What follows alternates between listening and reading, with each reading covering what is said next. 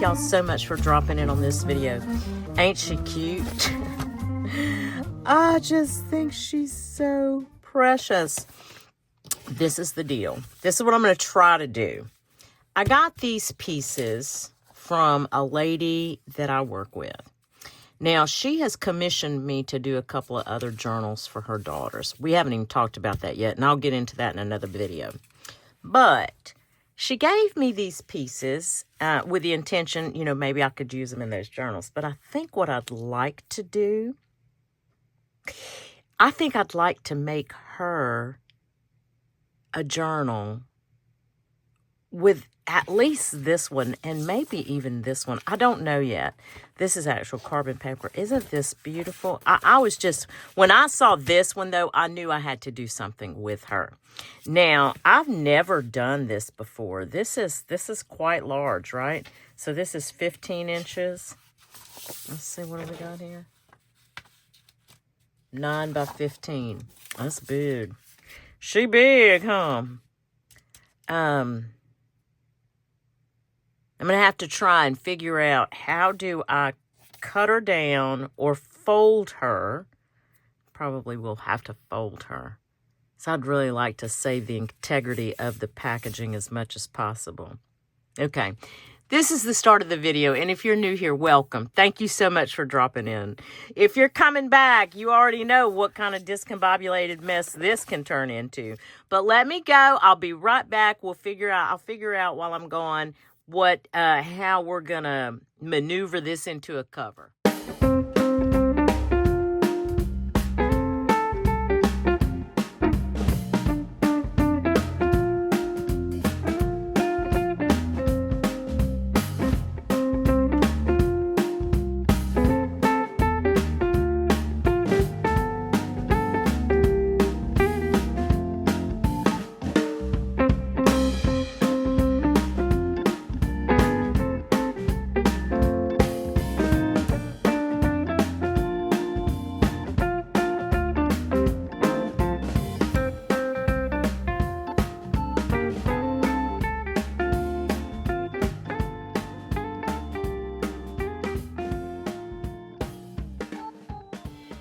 Unfortunately, guys, I forgot to do a video of this completed project till I brought it to the lady who gave it to me. Anyway, irrelevant. I don't have my camera set up. This is going to be wonky, but I did want to give you the finished product. As you can see here, I just tied off the one signature with some matching little beads. It is stitched around both the front and the back, and I used this gingham orangey yellow material, which was perfect for this cover. And I did just I covered up the little hole that you hung the envelope with. I just kind of took a little felt piece, a little crocheted piece, and this little trim here. So let's get through this real quick. I added, this is a reproduction from a booklet, from a book that I ordered probably on eBay, but there's a bunch of different ads, and this slinky one I thought was really a cute ad. This is out of the recipe card file.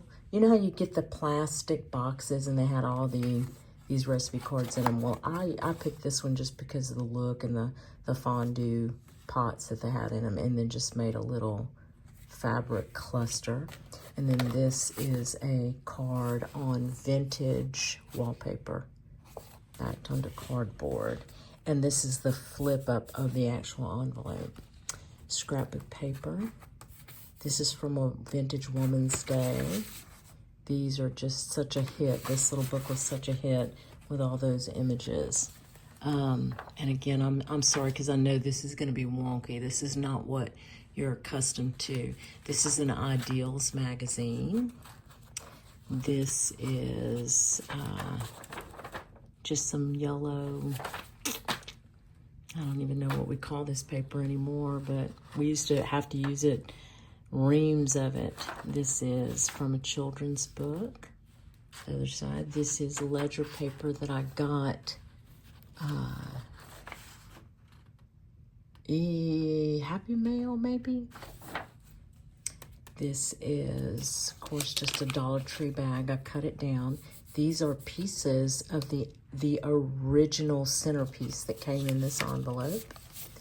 And then this little tuck here on a map page. This is the other side, and this is a vintage Coca-Cola ad from a National Geographic magazine. That's just a large pocket. This is an Ideals magazine with just a piece of acetate ephemera. Green bar paper, that's what I called this. I don't know. Maybe you guys can leave in the comments what the actual name of this was. It's that ledger paper. This is a scrapbook paper line that I had. This is a vintage high school yearbook ad. This is from a children's magazine, children's book. And I just backed it on coffee dyed paper. And then here's a little sun patterned person with a little collage. And this piece is the back of a paperback book. I forget what book it was, but it was really cute. And then this is a cursive handwriting practice page. You can see here. And then this. And then another piece of the original centerpiece. There was only a few of those pieces left, so I incorporated what I could. And then that is a story page, Little Miss Muffet. And the center is the wallpaper. And then this is from a Richard Scarry book, little uptuck. And again, and I might, depends on how squirrely this video looks in editing, I may just do pictures instead. I'll just have to see. This is a vintage ad from a National Geographic from the 40s. This is coffee dyed graph paper, and another one of those little kids. They're so cute. And a big, large pocket here. And we're coming to the back side. But here's the state of Louisiana. I didn't cover that because she is from here, born and raised here in the state of Louisiana. And then the other side of that, children's nursery rhyme page. And then just some Dollar Tree stickers, but matched this other side of this Ideals. And then this is some pre-made pockets that I found at a Goodwill, and they had all of this with it. So, and then this was from a children's reader.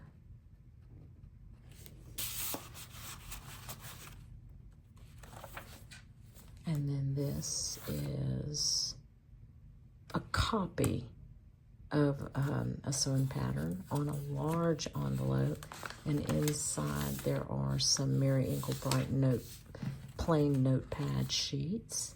And then this is the last page, and this is actually trim that I got in Happy Mail.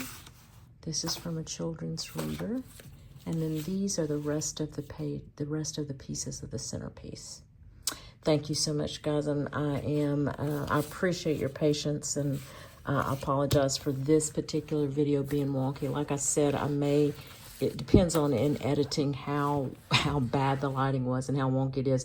I may just include pictures of each page. Thanks again, guys. And remember what I always say. I do hope that whatever it is you get to do today or in the next few days, it is at least as much fun as I had creating this oversized vintage envelope. Thanks. We'll chat soon. Bye.